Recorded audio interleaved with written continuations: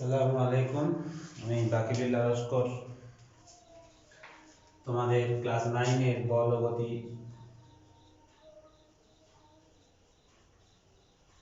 চ্যাপ্টারের পরবর্তী অংশটুকু পড়াবো। আগের দিন তোমাদের বেগ, ত্বরণ, দ্রুতি এবং তাদের গাণিতিক সমীকরণগুলির প্রমাণ সহ করিয়েছি। আজকে একটা জিনিস তোমাদের বাদ ছিল বলতে, সে বিষয়ে বলবো। সেটি হলো গড় বেগ। গড় বেগ কাকে বলে? কোন বস্তু যদি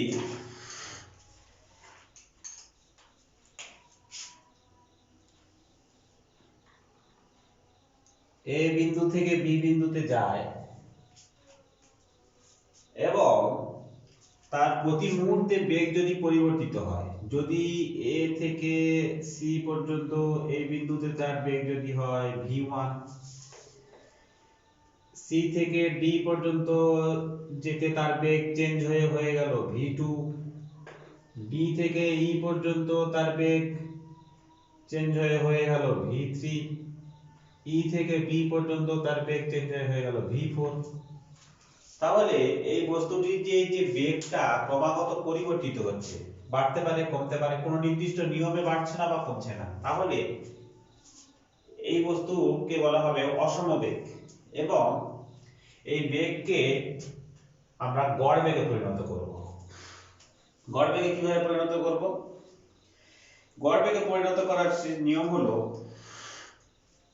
টোটাল যে পথটা অতিক্রম করছে এই বস্তুটি, সেটা আমরা প্রথমে বের করব।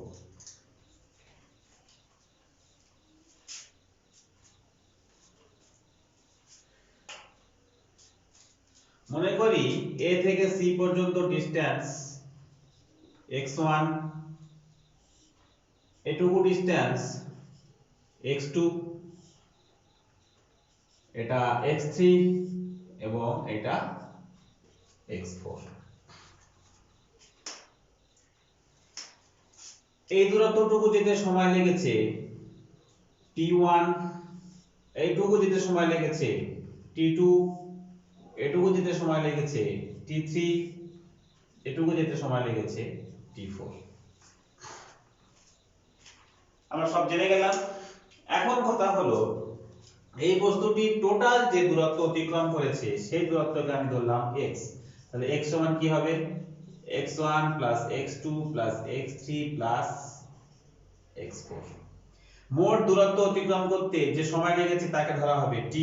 t সমান t1 t2 t3 t4। তাহলে এর গড় বেগ v সমান হবে x by t is equal to x1 x2 x3 x4 divided by t1 t2 t3 t4। অর্থাৎ কোন বস্তুর গড় বেগ নির্ণয় করতে গেলে আমাদের দেখতে হবে সেই বস্তুটি টোটাল কতটা পথ অতিক্রম করেছে এবং সেই পথ অতিক্রম করতে তার যে সময় লেগেছে সেটাকেই বলা হবে তার গড় বেগ। এবারে এক্ষেত্রে যদি বলে দিত যে টোটাল দূরত্বটা হলো x, a পয়েন্ট থেকে b পয়েন্টের দূরত্ব, অর্থাৎ ab সমান x, এবং বেগগুলো বলে দেওয়া আছে v1 v2 v3 এবং v4, তাহলে তাদের গড় বেগ কত? তখন আমরা কি করব? আমরা যেহেতু টোটাল দূরত্বটা জেনে গিয়েছি কিন্তু সময়টা জানি না, তাহলে আমাদের সময় কিভাবে বের করতে হবে? সময় বের করতে গেলে আমাদের কিভাবে বের করতে হবে? x1 সমান v1 বাই t1 বলে দিলাম। v1 is equal to x1 by t1, অর্থাৎ সরণ বাই সময়। বেগ is equal to সরণ বাই সময়, অর্থাৎ t1 সমান x1 বাই v1। একই পদ্ধতিতে t2 সমান x2 বাই v2, t3 সমান x3 বাই v3, t4 সমান x4 বাই v4। তাহলে এই t1 t2 এবং t3 t4 এর মানগুলো আমরা এখানে বসিয়ে দেব, দিলে আমরা কি পাবো, x1 x2 x3 এগুলো সমস্তটাই যোগ করলে আমরা জানি মান হবে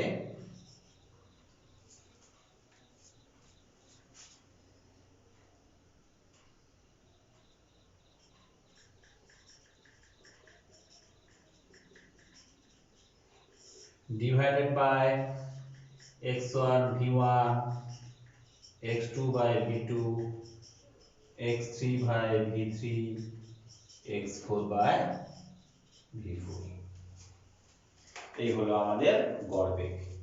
এবারে এই পুরো জিনিসটাকে আমরা x বলে লিখে দিতে পারি, দিলে হবে গড় বেগ v সমান total distance traveling by x1 by v1, x2 by v2, x3 by v3, x4 by v4। এই হলো আমাদের গড় বেগ।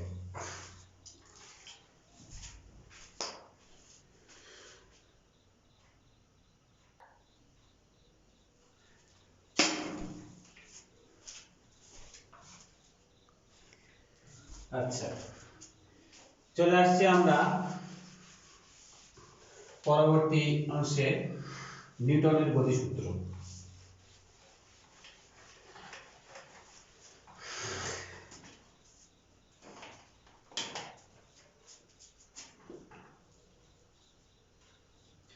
নিউটনের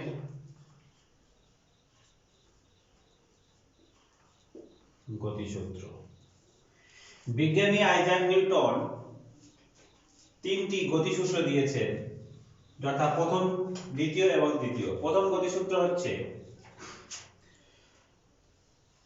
এখানে একটা বস্তু আছে, এই বস্তুর উপর যদি বল প্রয়োগ করা না হয়, অর্থাৎ যদি বল প্রয়োগ না করা হয়,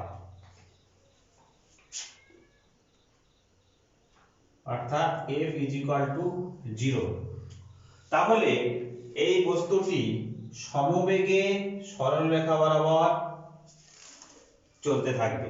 সমবেগে চলতে থাকবে মানে এই বস্তুটির বেগ যদি হয় v, কিছুক্ষণ পরেও সেই বস্তুটির বেগ হবে v, এবং বস্তুটি একটা নির্দিষ্ট দিকে চলতে থাকবে।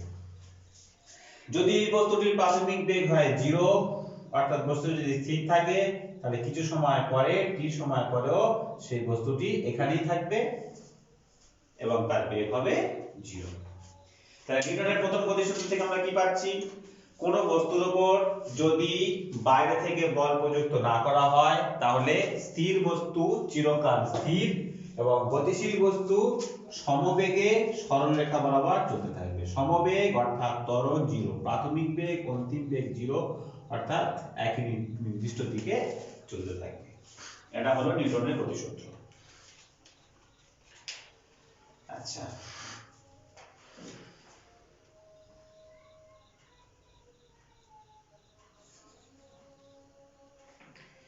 নিউটনের গতিসূত্র থেকে আমরা একটা জিনিস জানতে পারি, সেটা হলো স্থিতিজাড্য এবং গতিজাড্য।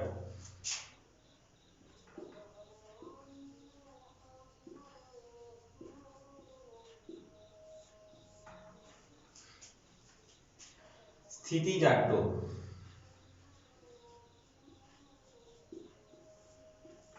স্থিতিজাড্য কি? কোন একটা বস্তুকে যদি আমরা হঠাৎ ধাক্কা মারি, তাহলে কি হয়, সেই বস্তুটি সহজে চলতে চায় না, মানে সে স্থির থাকতে চায়। যেমন মনে করো এখানে একটা কাঠের গুঁড়ি আছে, কাঠের গুঁড়ি এখান থেকে কেউ একজন বা অনেকজন মিলে ধাক্কা দিচ্ছে। প্রথমে ধাক্কা দেওয়ার সময় কাঠের গুঁড়িটি উপরে বেশি বল প্রয়োগ করতে হয়, সহজে গড়াতে চায় না, কিছুক্ষণ গড়ানোর পর তখন সহজ হয়ে যায়। তার মানে এই কাঠের গুঁড়িটি চাইবে যে এ যেরকম ছিল সেরকম থাকবে। আবার একটি গাড়ি, মনে করা যায় একটি গাড়ি একটা নির্দিষ্ট বেগ নিয়ে যাচ্ছে, হঠাৎ রাস্তার সামনে একটা মানুষ বা কুকুর চলে এলো, তখন গাড়ির ড্রাইভার হঠাৎ ব্রেক কষলো, ব্রেক কষলেও সঙ্গে সঙ্গে গাড়িটি কিন্তু সেখানে দাঁড়ায় না, কিছুটা এগিয়ে যায়। তার মানে এখান থেকে বোঝা যাচ্ছে যে বস্তুটা স্থির ছিল সে চাইবে সে স্থির থাকতে, যে বস্তুটি গতিশীল ছিল সেও চাইবে তার গতি অবস্থা বজায় রাখতে, সহজে দাঁড়াতে চাইবে না। এই ধর্মকে বলা হয় বস্তুর জাড্য ধর্ম। স্থির বস্তু চিরকাল স্থির থাকার ক্ষমতাকে বলা হয় স্থিতিজাড্য, গতিশীল বস্তুর গতিশীল থাকার প্রবণতাকে বলা হয় গতিজাড্য। তাহলে স্থিতিজাড্য কি পাচ্ছি আমি? স্থির বস্তুর স্থির থাকার প্রবণতাকে বলা হয় স্থিতিজাড্য, গতিশীল বস্তুর গতিশীল থাকার প্রবণতাকে বলা হয় গতিজাড্য। এই বিষয়ে যদি একটা উদাহরণ ধরা যায়, মনে করা যাক একটা বাস আছে, বাসের মধ্যে কিছু মানুষ আছে, বাসটি দাঁড়িয়ে আছে, মানুষগুলো দাঁড়িয়ে আছে, মানুষগুলোর পা বাসের মেঝেতে ঠেকে আছে, অর্থাৎ বাস স্থির, মানুষটির পাও স্থির, মানুষের পুরো শরীর স্থির। হঠাৎ বাসটি চলতে শুরু করলো। বাস যেই মুহূর্তে চলতে শুরু করবে, মানুষের পা বাসের সঙ্গে যুক্ত আছে, তাই পাও সামনের দিকে চলতে শুরু করবে, কিন্তু শরীরের উপরের অংশ তখনও স্থির থাকবে এবং পূর্বের অবস্থানে থাকার জন্য পা সামনের দিকে এগিয়ে যাবে, মানুষের মাথাটা সেই পজিশনে থাকার জন্য পিছন দিকে হেলে যাবে। তাই যখন বাস হঠাৎ চলতে শুরু করে তখন বাসে বসে থাকা যাত্রীরা পিছন দিকে হেলে পড়ে, এটাকে বলা হয় স্থিতিজাড্যের উদাহরণ। অর্থাৎ হঠাৎ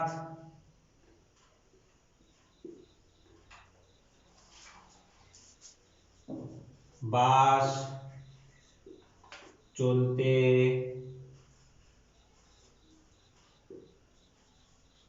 শুরু করলে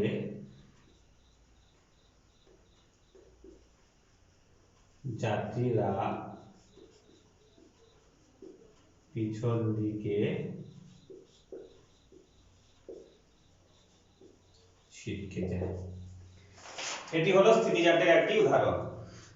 আরো একটি স্থিতিজাড্যের উদাহরণ দিই, তাহলে তোমাদের ব্যাপারটা আরো ক্লিয়ার হবে। মনে করো একটা গ্লাস আছে, গ্লাসের উপর একটা এরকম কার্ডবোর্ড রাখা আছে, তার উপরে একটা কয়েন রাখা আছে। এবার গ্লাসটি স্থির, কার্ডবোর্ড স্থির, কয়েন স্থির, সবাই স্থির। হঠাৎ এই কার্ডবোর্ডের উপরে মারা হলো, মারলে কার্ডবোর্ডটি ছিটকে যাবে, কিন্তু কয়েনটি গ্লাসের উপরে পড়বে, গ্লাসের ভিতরে পড়বে। কেন? কারণ কার্ডবোর্ডের উপর বল প্রয়োগ করলেও কয়েনটি স্থিতিজাড্যের জন্য কয়েনটি নিচে পড়ে যাবে। এটি হলো স্থিতিজাড্যের একটি উদাহরণ। এবার আমরা আসবো গতিজাড্যে।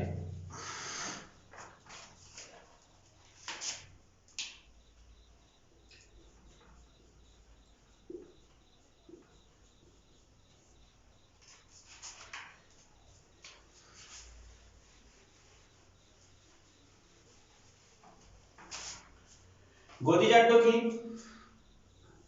একটি বাস, তার মধ্যে যাত্রী আছে, বাস চলছে, বাস ধীবেগে চলছে। যেহেতু বাস চলছে তাই বাসের যাত্রীরাও চলছে একই নির্দিষ্ট বেগে, সেই বেগেই চলছে। হঠাৎ বাস থেমে গেল, ব্রেক কষলো। বাস থেমে যাওয়ার অর্থ কি? মানুষের পা থেমে গেল, কিন্তু মানুষের মাথাটা তখনও পর্যন্ত বা শরীরের উপরের অংশ তখনও পর্যন্ত ভি বেগের সামনের দিকে কিছুক্ষণের জন্য ঝুঁকে গেল। এটাকে বলা হয় স্থিতিজাড্য। অর্থাৎ এটাকে বলা হয় গতিজাড্য। অর্থাৎ বাস যখন হঠাৎ ব্রেক করছে তখন মানুষের পা বা মানুষের শরীরের নিচের অংশ বাসের সঙ্গে যুক্ত থাকার জন্য সেই অংশটি হঠাৎ করে স্থির হয়ে যায়, কিন্তু শরীরের উপরের অংশ তখনও গতিশীল থাকার জন্য সামনের দিকে ঝুঁকে পড়ে। এই যে সামনের দিকে ঝুঁকে পড়ছে এটাকে বলা হয় গতিজাড্য। আচ্ছা, গতিজাড্য বা স্থিতিজাড্যের পরিমাপ কোন বস্তুর ক্ষেত্রে গতিজাড্য কত বেশি হবে সেটা আমরা কিভাবে বুঝবো? যে বস্তুর ভর যত বেশি সেই বস্তুর গতিজাড্য তত বেশি। তাহলে গতিজাড্য পরিমাপ হচ্ছে তার m এবং তার বেগের উপর নির্ভর করবে। যদি বস্তুটির বেগ বেশি হয় তাহলে তার গতিচাট্য বেশি হবে। যদি বস্তুটির ভর বেশি হয় তাহলে তার গতিচাট্য বেশি হবে। যেমন দুটি গাড়ি পাশাপাশি চলছে, একটি লরি এবং একটি বাইসাইকেল। এরও বেগ ভি, এরও বেগ ভি। সামনে হঠাৎ একটা বাম্পার চলে এলো, ব্রেক কষলো, দেখা গেল বাইকটি ঠিক পৌঁছে গেল কিন্তু লরি পার হয়ে চলে গেল, লরি দাঁড়াতে পারলো না। এর কারণটা কি? এর কারণ লরির ভর অনেক বেশি, সাইকেলের ভর অনেক কম। যেহেতু এর ভর বেশি তাই এর গতিচাট্য বেশি, যেহেতু এর ভর কম তাই এর গতিচাট্য কম। তাই যখন ব্রেক কষেছে তখন এর চাট্য ধর্ম বেশি হওয়ার জন্য সহজে এ দাঁড়ায়নি, কিন্তু এর চাট্য ধর্ম কম হওয়ার জন্য সহজে দাঁড়িয়ে গেছে। তাহলে আমরা বুঝতে পারলাম কি চাট্য ধর্ম নির্ভর করে তার ভরের উপর, যদি বেগ একই থাকে। যদি বেগ আলাদা হয় তাহলে বেগ বেশি হলে, দুটি বস্তু যদি ভর একই হয় কিন্তু বেগ বেশি হলে যার ভর বেশি, যার বেগ বেশি তার চাট্য ধর্ম বেশি হবে। তাহলে জাড্য ধর্ম কি কি বিষয়ের উপর নির্ভর করছে? ভর ও বেগের।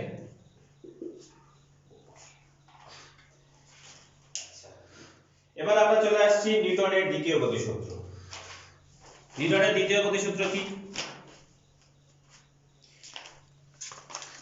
বিজ্ঞানী নিউটন বলছেন যে কোন বস্তুর উপর যদি বল প্রয়োগ না করা হয় তাহলে সে স্থির বস্তু স্থির, গতিশীল বস্তু গতিশীল থাকবে। এইটা হলো নিউটনের প্রথম গতিসূত্র।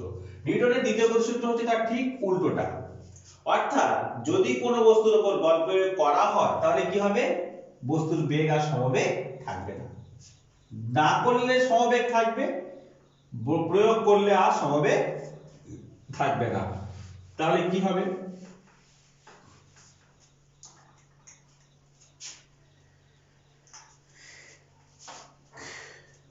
কোন বস্তু ভর m, এর বেগ ছিল u, এই বস্তুর উপর F বল প্রয়োগ করা হলো। বল প্রয়োগ করলে কি হবে? এই বস্তুটির বেগের পরিবর্তন হবে। তাহলে বিজ্ঞানী নিউটন কি বলছেন? কোন বস্তুর উপর যদি বল প্রয়োগ করা হয় তাহলে ওই বস্তুটির ভরবেগের পরিবর্তন হয়। এখন কথা হলো ভরবেগ কথাটা কি? বেগের পরিবর্তন হয় বুঝতে পারছি, ভরবেগের পরিবর্তন কি? ভরবেগটা কি তাহলে সে বিষয়ে আমাদের জানতে হবে। ভরবেগ হলো ভর গুণিত বেগ। কোন বস্তুর ভর এবং বেগের গুণফলকে বলা হয় ভরবেগ। যেহেতু ভর পরিবর্তন হয় না, কোন একটা বস্তুর ভর সাধারণত পরিবর্তন হয় না, কারণ ভর ধ্রুবক আমরা জানি, তাই বেগ পরিবর্তন হওয়াকেই ভরবেগের পরিবর্তন বলা হয়। তাহলে এখান থেকে আমরা কি পাচ্ছি? কোন বস্তুর উপর যদি বল প্রয়োগ করা হয় তাহলে সেই বস্তুটির ভরবেগের পরিবর্তন হয়। এটা হলো বিজ্ঞানী নিউটনের দ্বিতীয় গতিসূত্র। এবং উনি বলছেন সেই ভরবেগের পরিবর্তন বস্তুর উপর প্রযুক্ত বলের সমানুপাতিক। তাহলে ভরবেগ প্রথমে ছিল mu, পরবর্তীকালে হয়েছে mv, তাহলে পরিবর্তন হয়েছে mv mu, সেটা হলো প্রযুক্ত বলের সমানুপাতিক। এখন প্রশ্ন হলো আমি বল প্রয়োগ করেছি এই দিকে, তাহলে ভরবেগের পরিবর্তন কোন দিকে হবে? আমি যেদিকে বল প্রয়োগ করেছি সেই দিকে, অর্থাৎ আমি যেদিকে বল প্রয়োগ, আমি যদি সামনের দিকে বল প্রয়োগ করি তাহলে বস্তুটির ভরবেগের পরিবর্তন সামনের দিকে হবে। এটি হলো নিউটনের দ্বিতীয় গতিসূত্র।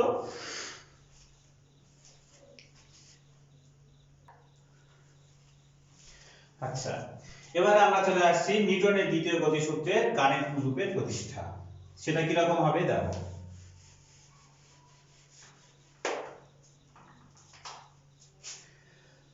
ধরা যাক m ভরের একটি বস্তু যার বেগ u, এর উপরে F মানের একটি বল প্রয়োগ করা হলো। নিউটনের দ্বিতীয় গতিসূত্র অনুযায়ী এই বস্তুটির বেগ পরিবর্তিত হবে, পরিবর্তিত হয়ে তার বেগ হলো v। এই v বেগ হওয়া পর্যন্ত এর সময় লাগলো টি। তাহলে আমরা কি বলতে পারি, ভরবেগের পরিবর্তন অন্তিম ভরবেগ মাইনাস প্রাথমিক ভরবেগ। তাহলে ভরবেগের পরিবর্তনের হার কত হবে? ভরবেগের পরিবর্তন এর হার কার সাপেক্ষে? সময় সাপেক্ষে। সময় সাপেক্ষে ভরবেগের পরিবর্তনের হার mv minus mu by t. এই mv minus mu by t এইটা হলো নিউটনের দ্বিতীয় গতীয় সূত্র অনুযায়ী F সমানুপাতি mv minus mu by t. তাহলে যদি আমরা এই ভ্যারিয়েন্সকে তুলে দিই তাহলে এখানে একটা কি ধ্রুবক দেব mv minus mu by t. এখান থেকে আমরা m কমন নিলে v minus u by t kma। তাহলে f ইকুয়াল টু আমরা কি পাচ্ছি kma। আমরা জানি অন্তিম বেগ মাইনাস প্রাথমিক বেগ বাই সময় এটা হলো ত্বরণ। ত্বরণের সূত্রে আমরা পড়েছি যে সময় সাপেক্ষে বেগ পরিবর্তন হার।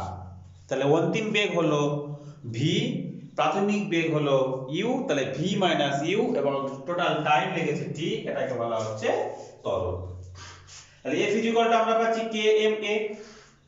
এখন যদি 1 গ্রাম ভরের একটি বস্তু নেওয়া হয় তাহলে m ইকুয়াল টু 1, যার উপরে বল প্রয়োগ করা হলো 1 ডাইন। সেই বস্তুটির বেগের যদি পরিবর্তন হয় 1 সেকেন্ডে, যদি বেগের পরিবর্তন হয় 1 মিটার পার সেকেন্ড, তাহলে কি হবে 1 is equal to k into 1 into 1, অর্থাৎ k এর মান হলো 1। এই k এর মানকে যদি আমরা এই সূত্রে বসিয়ে দিই তাহলে আমরা পাচ্ছি F is equal to ma, নিউটনের দ্বিতীয় গতি সূত্রের গাণিতিক রূপ। অর্থাৎ কোন বস্তুর উপরে প্রযুক্ত বল সেই বস্তুটির ভর এবং সেই বস্তুটির ত্বরণের গুণফল, এটি হলো নিউটনের দ্বিতীয় গতি সূত্রের গাণিতিক রূপ। তাহলে নিউটনের দ্বিতীয় গতি সূত্রের গাণিতিক রূপ থেকে আমরা একটা অঙ্ক করি, দেখা যাক কি হয়।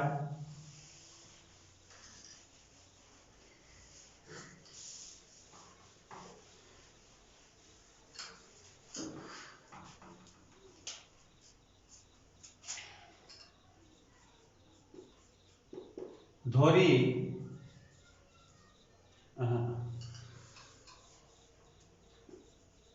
2 গ্রাম ভরের কোন বস্তুর উপর একটি বল প্রয়োগ করার পর বস্তুটির বেগ 5 সেকেন্ডে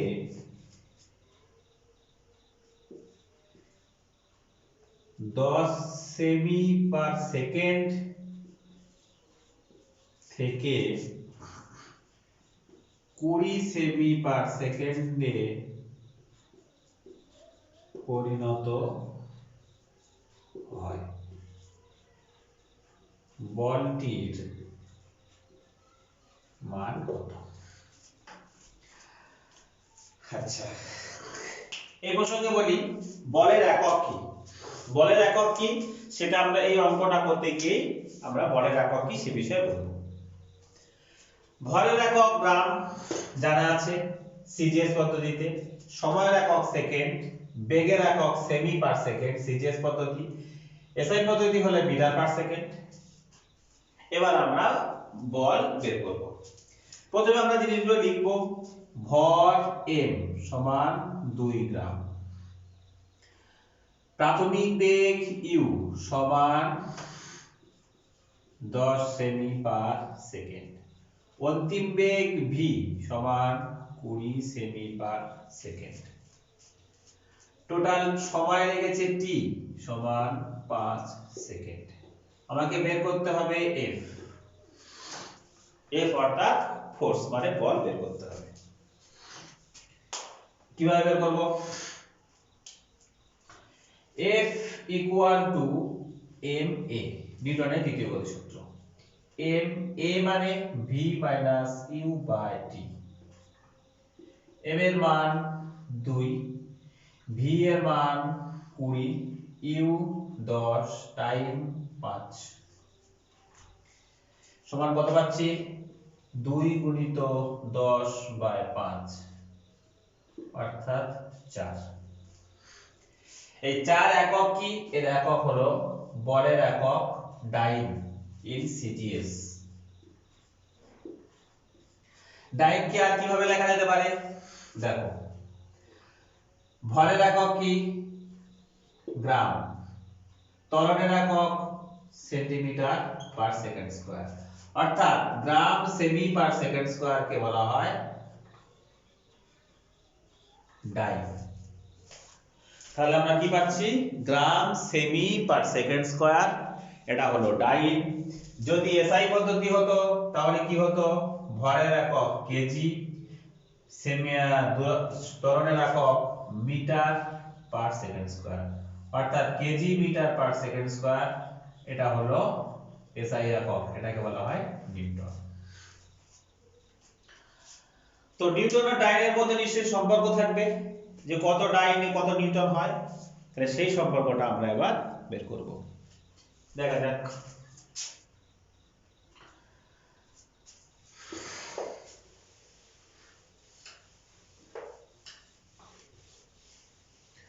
আচ্ছা, তার আগে আমরা বলের মাত্রাটা কি দেখে নেব।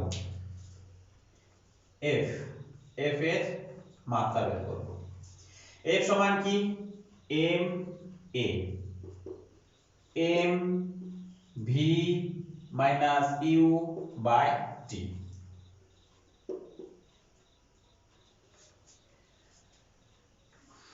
আচ্ছা, এর এককটা আমরা দেখব। কোন এক পদ্ধতিতে একক, তাহলে কি হবে?